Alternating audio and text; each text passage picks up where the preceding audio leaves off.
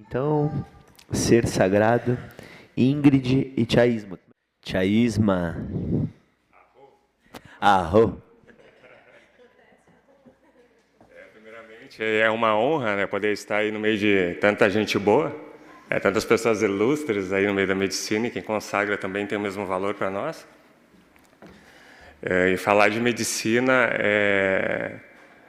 né, falar do meu dia a dia, do dia a dia da minha família, que eu só tenho a agradecer primeiramente a Deus, segundo, minha família que me dá a base para que a gente possa estar executando esse trabalho. E qual que é o valor de uma vida? Uma vida não tem valor que pague, valor que a gente possa mensurar. Justamente esses trabalhos que a gente faz é um trabalho de transformação. E esse é o verdadeiro poder do xamanismo, transformação pessoal.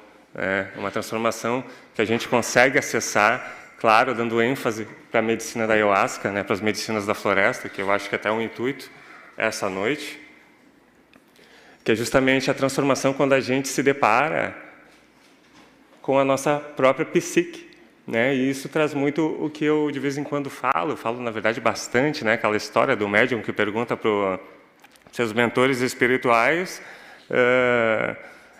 vocês conhecem Deus? E eles respondem: cara, a gente não conhece Deus. E ele tem alguém no plano espiritual que conhece Deus? Ele diz: tem. Mas esses seres estão tão evoluídos que já não têm forma física, eles são simplesmente luz. Mas a primeira pergunta que você deve perguntar é: quem é você? Ou seja, aquela famosa pergunta: quem sou eu? Antes de perguntar quem é Deus.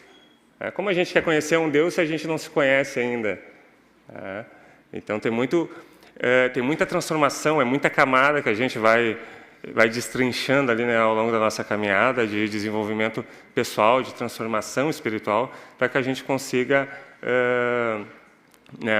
atingir estados vibracionais, estados espirituais de melhor qualidade, da que a gente vivencia hoje.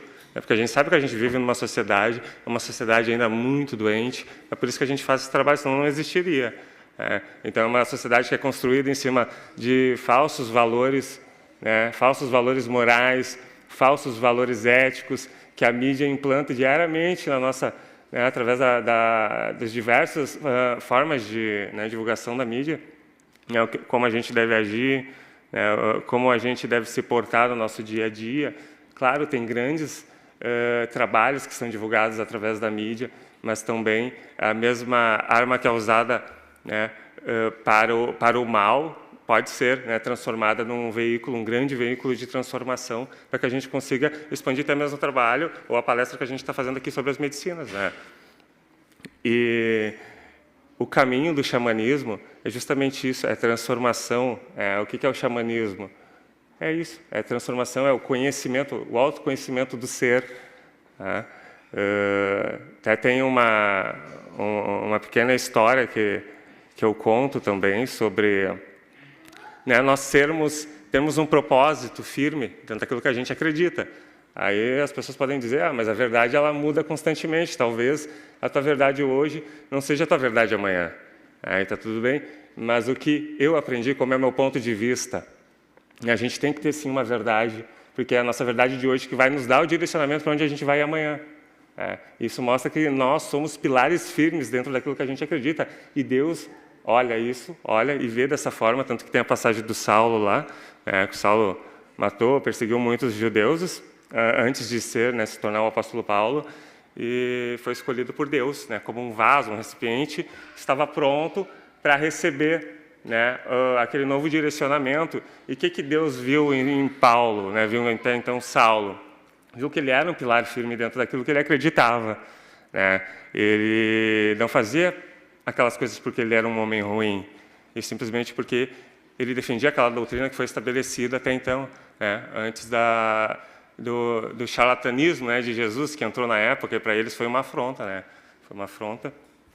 E Paulo, Saulo decidiu não deixar que aquelas, até então, mentiras, aquela nova doutrina, pudesse desvirtuar ou deturpar, de alguma forma, o povo. Mas Deus viu nele um pilar firme, Eu acho que é isso que a gente deve ser hoje em dia, pilares firmes dentro daquilo que a gente acredita, para que a gente consiga construir o que nós estamos construindo em cima de bases sólidas, de bases verdadeiras. E existem várias linhas de estudo dentro do xamanismo. O xamanismo ele é universalista, mas mesmo sendo universalista, ele nos traz muita doutrina, porque a espiritualidade ela é disciplina e ela é doutrina. Também ela não deixa o cara muito avoado, porque senão a gente acaba se perdendo aí, patinando no gelo. E eu acredito que a maioria das pessoas presentes aqui já consagraram. Quem não consagrou, e tem o desejo, ou vai ser abraçado por nós, ou pelo orbe. Se escapar, tem mais pessoas, tem o Mateus ali, então não tem muito para onde correr. E isso é legal porque é mais um caminho, e é um grande caminho, um caminho que nem eu falei até na live, que tem uma música lá que diz que o cara levanta a bandeira do xamanismo. Eu acho que é isso que a gente faz aqui hoje em dia, porque primeiramente, antes da gente fazer trabalhos que vai proporcionar algum tipo de transformação, algum tipo de autocura das pessoas que chegam, primeiramente é para nós, e a gente passa por esses processos de transformação. A gente vê o quão grandioso é. Existem vários caminhos, tem a Umbandasca, tem o movimento Hare Krishna no meio da medicina. Isso mostra que ela é universalista e que todos esses caminhos recebem boas-vindas diante desse trabalho, porque se entende que todos somos um. E essa foi a frase do meu despertar espiritual. E quando a gente fala em espiritualidade, a gente tem a tendência a apartar a espiritualidade lá e nós aqui. Sendo que a espiritualidade está aqui presente. Nós somos espírito, nós estamos matéria hoje, mas nós somos espírito. Nós estamos vivenciando situações para que nós conseguimos obter esse crescimento pessoal. E como eu costumo dizer, por exemplo, os ensinamentos de Jesus, os ensinamentos da Consciência Krishna, Jesus tem 2.000 e poucos anos, Consciência Krishna 10.000. Aí pensem vocês, que desses 10.000 anos, desses 2.000 anos, alguns outros ensinamentos com mais tempo, tu não vai tirar ensinamentos para a tua vida do cotidiano, do dia a dia, para os teus 50, 100 anos de vida.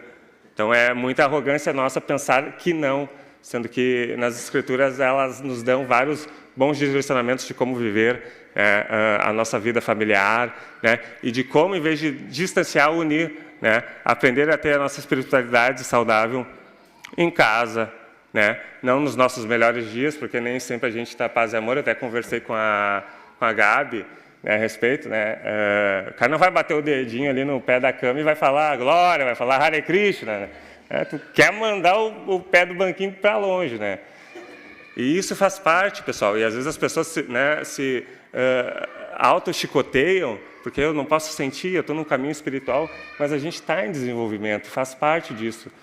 Às vezes a mulher também não vai estar de TPM, vai ter as crianças gritando, os cachorros latindo, mas a gente vai aprender a conciliar isso, e ver que tudo faz parte de uma coisa só, e que nós podemos ter o nosso momento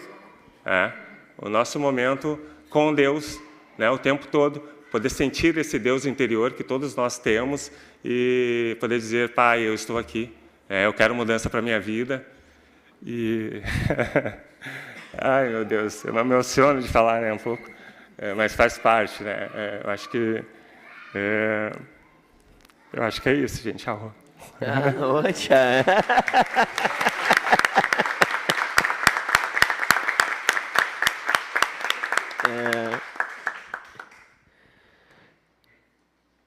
Caiu um cisco no meu olho aqui também, peraí.